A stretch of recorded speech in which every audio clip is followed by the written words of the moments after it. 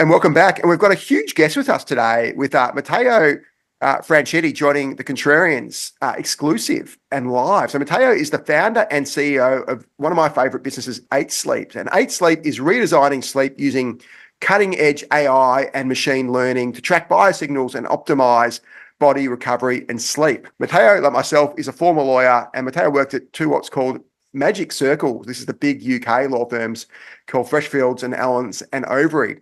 And even before 8 Sleep was already a successful two-time founder, founding and exiting multiple clean tech businesses. 8 Sleep has raised more than $150 million US from some of the biggest VCs in the world, including General Catalyst, obviously Y Combinator, Stripe founder Patrick Collis, another Y Combinator alum, SoftBank, and Peter Thiel's Founders Fund. The business has raised more than US $88 million, and we understand its last valuation was more than $500 million US. I absolutely love the product. Can't wait to delve into the business more. Before we do that, can we just quickly talk? You went from high-end corporate lawyer at a couple of the biggest firms in the world to founding a startup probably 15 or so years ago. How did that process come about? First of all, thank you for having me. I'm really excited to be here. So the idea of 8 Sleep came about because I used to be an athlete before becoming a lawyer. I used to be a tennis player. I have always been an athlete in my life. So I did almost any sport you can think of, not all the Australian sports, but many others. And so I always thought about recovery. And so around when I was 30 years old, I started thinking, okay, cool. I have always not took care of myself, but then I stopped once I started working as a lawyer because I was working every night until very, very late and then waking up very early. And why there is no technology in a third of my life, why Elon Musk is taking me to Mars, but I still spend a third of my life on a piece of dumb phone. And that is when the idea came about. And how did you go from idea? Because this is quite a novel. My co-host actually owned a Casper-style business in Australia, so he knows all about beds, but no one really knows about what you do. So how did you get the idea that you can use water to cool and heat a bed through? Yeah. Well, actually, why don't you sort of explain what 8 Sleep is first for those who don't know yet, and then how the genesis of that idea came, because it's such an unusual product. Yeah, of course. So let's start from the product, and then I'll tell you more about how we made it. But the product is a mattress cover that can be installed on top of any mattress, and it will improve your sleep. How? We control the temperature of your body, and so during the night, based on your biometrics and sleep stages, we heat or cool your body, and you will get up to 23% better sleep. It's pretty simple. You have to do nothing. You go to bed as you did for the rest of your life. And if you have your hour cover installed, you will get better sleep. The idea came while I was having dinner with the person who then became one of my co-founders. And at the beginning, the goal number one was just to track everything about your sleep. And we thought of the mattress or a cover in top of the mattress as a perfect device to do that. You don't have to wear anything. It can be plugged to the wall. It can be Wi-Fi connected. But then as we started talking to users, what everyone said is, oh, it's pretty cool that you can track me, but can you cool me down? And there was such a common pattern in the repetition of these requests that we started looking into the science behind that. We immediately noticed that temperature is the biggest factor impacting your sleep quality. And if you could control that, automatically you would get better sleep. And so our first product was a cover that was just tracking your sleep because we didn't have a lot of money, and that is what we could build. And we went to Y Combinator, and a year later, in 2017, Khosla Ventures led our round, giving us the money to build the real heating and cooling system and technology. And now that is our hero product. So I've got an 8 Sleep and I love it. And there's obviously the notion that you set the temperature how you want. So my wife sets it hot, I set it cold, which I imagine is almost ubiquitous. So I think partially what you do is a marriage saving tool, and that one of the most common arguments. But so for getting the better sleep, I think that sort of happier marriages is a huge upside. But let's put that aside. But so I think a skeptic might say, and I think I might have some questions on this. How do you prove what you do is working? And so I think you now start reporting on autopilot made your sleep 23% better. I think it was 33% better yesterday. How are you getting that data, and how often is Autopilot changing the temperature of my 8-sleep mattress? Is it changing it by multiple degrees, changing it a little bit? Is it hotter or is it colder? How are you doing that, and how much is it actually happening? So first, let's start from the fact that we are not reinventing the wheel. There is plenty of medical evidence that by controlling your body temperature, you will improve your sleep. And this has been proven well before 8-sleep. So what we did is we just identified something that was already proven in a lot of clinical tests, and it was well known in medicine and in the sleep industry. We just built the first consumer device that would actually do what was needed at scale, right?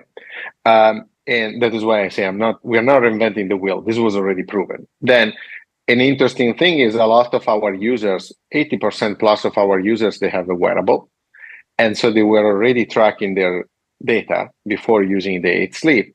And there is plenty of public evidence on Twitter or Google or wherever you want of people saying, since when I started using 8-sleep, my data from wearable X or Y immediately improved. And that for us is the best evidence ever, right? It's not us telling you that you're getting 25% better sleep. It's your same wearable that you have been using for the past year now showing you that everything improved. And you didn't have to do anything except installing our cover. Then in our case, we try to look at your historical data. We have a lot of different ways to try to look at what your deep sleep or REM or total sleep time would have been. And based on that, we create a proxy of how much we improved your sleep. The number of changes we do per night are many. It depends. Every night is different because it could be temperature changes, but now we also adjust for snoring. So our most advanced product inclines you, and if you are snoring, it will raise your head so you stop snoring. And so you can imagine even easily, 40, 50 changes per night, which if you think it's just 8 hours, it's quite a decent number, right? It's almost a change every 10 minutes to optimize your sleep performance. Well, I'd love to. So the stats you're now showing we optimized by X percentage, but is there another product update coming potentially that shows the temperature changing on your mattress through the night and then your reaction to that? How hard is that for you guys to produce? I'm curious to know, is my sleep getting better when I'm hotter or colder? As in when you're making it hotter or colder, and how often are you making it? That would be fascinating info. I actually reviewed today the new design, and so we will tell you what change was made, when and why. That is what customers are asking. And at that point, you will see all the changes during the night. Well, how big is your team totally, and how do you split between tech product versus sales versus distribution versus whatever else you're working on? If we include all the manufacturing, we are around 400 people. Then again, a bunch of those people are into the manufacturing. In the product development and product part, we are probably in the 60, 70 people. And then there is 40 people in marketing. And so we have AI engineers, we have the Adir engineers and sensor engineer. And then we have all the part of software. But the core thing of what we do is really the intelligence and the AI that we apply to the data we collect. We are what I would call a verticalized company. So now that we have hundreds of thousands of people sleeping on our product, we are literally becoming one of the largest sleep labs in the world. And the reason why this matters for the users is because we are developing a knowledge that didn't exist. If you look at a lot of sleep studies out there, clinical sleep studies usually are run with somewhere between 20 and 50 people. And some of these people are maybe not even in their bedroom, but in a foreign environment like a sleep clinic, which means your sleep architecture will change. And that is why it has always been so hard to really study sleep and understand what can be done to improve your specific sleep and how sleep can be personalized. But once you start having hundreds of thousands of people at scale every single night and you collect 20, 30 terabytes of data, then you immediately start seeing patterns. And I think the holy grail for humanity and 8-sleep is to use this data to identify new products that we can develop that will help millions of people to improve their sleep. And can I ask you a bit of a different type of question? So when you went around to raise capital, there were obviously some investors that passed on the opportunity. It's how the world works. And when you think about those investors, because it's a great story and a great product and it's, having this tremendous success, what were the main kind of concerns or issues that the investors that passed had when you were pitching them the idea and the product? It's a great question. I think oversimplified, they didn't understand the time opportunity, which sometimes is very normal, even if you look at Airbnb, right? The story from Brian Chesky, they always say, sure. yeah, but who wants to do this? Why would people pay to go in the house of a stranger? And so they always thought, oh, at this purchase price, how big is your market? Yeah, the TAM issue, which was the Airbnb misunderstanding, right? They misunderstood. Exactly. Yeah, absolutely. Yeah. And same with Uber, right? Because they say, oh, these black cars. And then they started with black cars. How many people are going to pay for these black cars? That is one. And then I think the second is always just in general consumer hardware. It's something that unless you have, it's very difficult. And so you need to find the perfect spot, the perfect team, and execution is extremely hard. Then, if you look at some of the most successful companies in the world, with Tesla and Apple, they are consumer hardware companies. So if you want to make and build a really large business, consumer hardware is really good. The point is extremely difficult to be an Apple or a Tesla statistically versus a B2B SaaS. So let me ask you a hardware question. So like a business that I am the executive chair of is called Catapult Sports, which is the largest sports tech company for elite sport in the world. And it's interesting, you come from a tennis background. People know us mostly for wearables, like the devices. They used to call it GPS trackers. I would get defensive about that and say it's a big undersell, but like Andy Murray, for example, used it extensively. Mostly we work with team sports. Some of the team owners probably and athletes actually are investors in, I think, 8 Sleep. Certainly they use it. Athletes love 8 Sleep. I've heard great feedback from athletes on 8 Sleep. But so I've had quite a bit of experience with hardware, and you talked about hardware. Like one of the questions that we got asked for, I think I've been asked for a decade, is, isn't the hardware just going to commoditize over time and all of the value of the business is going to be sitting inside the software or intelligence or analytics or AI, et cetera? How do you think about the differentiation of your business long-term on the hardware side versus the software side? The current hardware, right, will be commoditized. And so the only way you have to defend the hardware itself is by the speed of execution, if you focus only on hardware. And then I'll talk about software, right? So you just need to iterate faster than others and release new features. But all in all, at a certain point, things will catch up and hardware will be commoditized. So I agree with you, right? There are patents, but I don't truly believe in patents. We have a lot of patents, but I don't think as a startup you should not believe in that too much. Then the true value for 8 Sleep is first, it took a very long time to develop our sensors. And so, it will be commoditized, but you're 5 years behind. And by the time you reach our point, we'll probably have millions of users, which means X hundreds terabytes of data per day. And so it's for us, the technological moat will be driven by the data at scale, which is also connected to the brand. The sooner we get there, the sooner we learn what other products we can develop, and you have no idea that you should have been developing those products.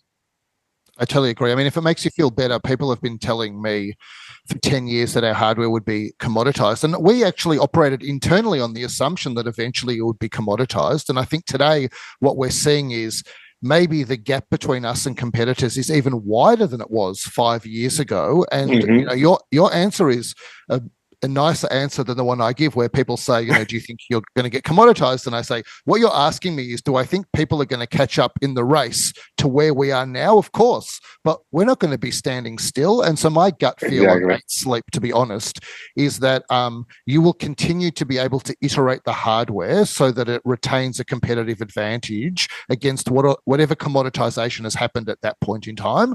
And like, it's kind of yours to lose is the way that I think about this category. It's true that on paper, you could say, maybe if you put together the perfect team, they can try to build the same thing and maybe in 3 years they are there. But because hardware is so difficult and because hardware requires so much money to start, you should also assume that the number of potential competitors that come after you compared to a B2B SaaS is 100 times smaller. That's right. So the odds that all these pieces come together and someone comes after 8 Sleep after these 10 years of competitive advantage, every day they become smaller and smaller. For sure. I mean, venture capital, really, the history of venture capital is the history of funding businesses that needed large capex on hardware of one sort or another. And then it kind of bled across to the, software eats the world view of life. And then somehow VCs became really hesitant to invest in businesses that are building hardware. But I completely agree with you. Like, a hardware software combo is a much deeper and wider competitive moat than a software business by itself. Yeah, we are totally aligned on our views with regards to that. It feels like it's almost, if you look at competitive powers, you've got a great network effect. As you talk about, you've got 100,000 people giving you data. It's creating, the more people use the product, the more data you're getting. It makes a better product for other. So it's a classic network business. At the same time, that network's leading to better process power because you're building a better product on the back of the network. So you're creating these two incredible, and you got some brand obviously as well. And I think if you look at the one really controversial part of what you do, it's an expensive product. It's a $4,000 product. It's double the cost of an iPhone, which is an expensive product. To an extent, that creates another competitive advantage for you because you price it so high that, I feel like the most logical, someone out of China copies the product and comes out with $1,000 version. But you've got such a great moat in the data coming in, and it feels like your price point's actually an advantage, not a disadvantage in many ways. Talk about how you've come up with that price point. I presume you've got a big gross margin here, but how do you come up with the price point, and do you think you'll reduce it to make it more accessible, or will you keep it Hermes style rather than going LVMH? Yeah, you mentioned a very good point. A lot of times when I spoke to investors, they always try to push me on reducing prices.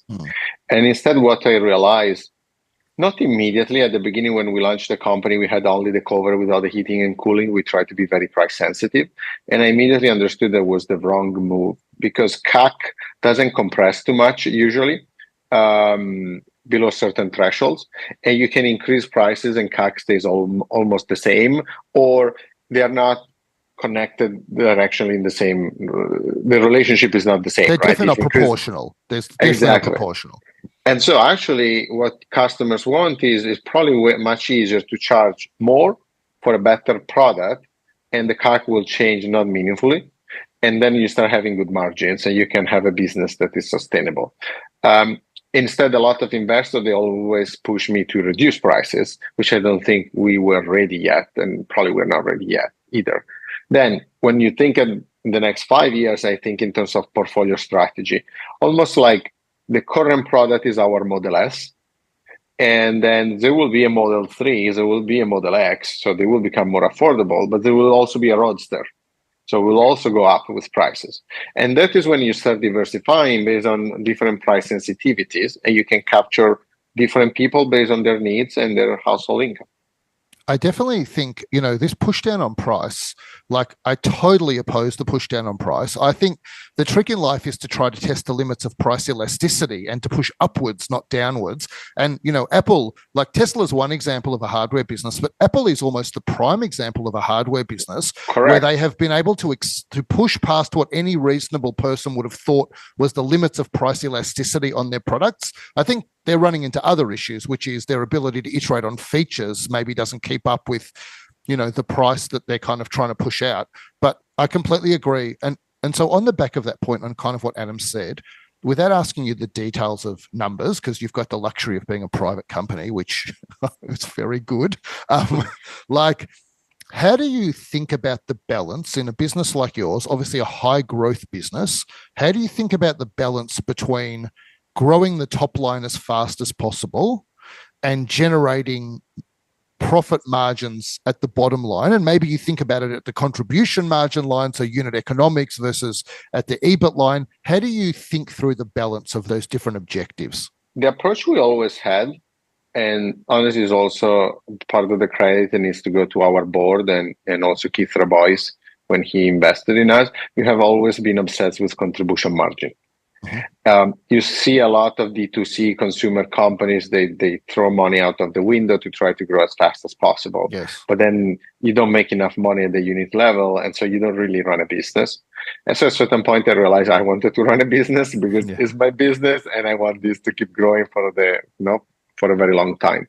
And so now we have margin, both in terms of gross margin and contribution margin, which for us is after CAC, so really the bottom line at the unit level, that are incredibly healthy, like public-ready company, world-class public company, healthy. And that is also the reason why we have been free cash flow positive for the last 12 months. Yeah, that's fantastic. I mean, These I call Generation 1 DTC businesses, which are, let's just go and spend crazy amounts of money on brand and not really worry about the economics of the actual product and contribution itself. Ultimately what happens to these is that they end up to be worth 1% of their IPO price, and the world catches up with them, and then it's too hard for them to pivot. And I think like Allbirds was this beautiful business, obviously much lower price point than we're talking, but they have unit economics problems, and ultimately it's hard to see how someone comes in and salvages that without going through some deeper problems. So it was quite visionary for you to think about the unit economics in this way at the moment in the cycle where you founded the business, which was zero interest rates and infinite money. And so I think that ultimately it was a very good decision, because you can be cash positive. Are you going to everyone I'm sure asks you this question, but is the plan to IPO the business when the window opens again? Yeah, I think that is the logical trajectory for us to target IPO. There is so much we can keep building. And so when you look at hardware companies, a lot of hardware companies, they IPO'd fairly early, even Tesla, for example. So you can raise more money to keep building for the next 20, 30, 40, 50 years. And so do you think that there's, because Catapult's listed on the Australian Stock Exchange, and people talk to us all the time about why your business is 2% Australian, why you're not listed on the Nasdaq, and then we talk about revenue lines. So the Catapult revenues, I would call it still relatively small, 100 mil USD of revenue. People talk to us about revenue numbers to list on Nasdaq or valuation numbers, and so do you think about those types of things, and do you have views on the right minimum size of a business to list on Nasdaq or to make it worthwhile? Yeah, so there are very different perspectives in the market from different investors. There are some investors that say, okay, as long as you are, I don't know, $300, $400, $500 million USD, you could target going IPO. You want to make sure that when you go public, there is enough trading of your stock. And then you also want to see what the market cap would be, right? So what multiple you get on the revenue. So usually you triangulate a couple of these different factors, and then you always want to look at the markets in general, and also I think what is your product roadmap. I think for a company like us, it's important to keep proving a very steady growth, more than a spiky growth, right? You double one year, but then you grow 30% the following year. It's better to grow 50, 60% every year for 5 years in a row with very stable margins. I think you want to be profitable. And so it's a combination of factors, but all in all, I think we have all the pieces of the puzzle. I mean, definitely, if we triangulate what you just said and you say, well, can you imagine a business with a few $100 million USD of revenue growing 50 or 60% a year with very strong contribution margins? I think every investor on planet Earth is going to try and buy into that business. Yeah. So there is where we are, hopefully. Yeah. Just quickly touch on the price point. How when you think about the current product, the Pod 3, Pod 4, what's the expected life of that product from setup to when do you think customers are replacing the product? Yeah, all the tests we run in the factory, they try to simulate at least 5 years, for certain things even 10 years. Obviously, consumer electronics is a beast, right? Even Apple, I think the average warranty from Apple is 1 year.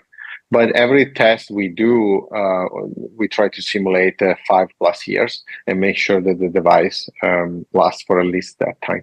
So if you just thinking about it, if you are going 2,000 days of use, it works out to be around $1 per person per day, or less than $1 per person per day. So think about that. The price point is actually quite low. It's just that the sticker prices. Can you lease? Are there ways that you can amortize that cost for customers across the term of the product, so the sticker shock gets reduced? Because really, it's a fifth of a cup of coffee a day to get you an extra hour's sleep potentially. That's a pretty good trade for almost anyone on earth. So instead of your TAM being just that sort of caught high end, the TAM is actually really quite broad. If you look at it, even without going Model Y and Model 3, it feels like even at this price point. But because that price is concentrated on day zero, not across the 2,000 days, how do you think about averaging that price point out?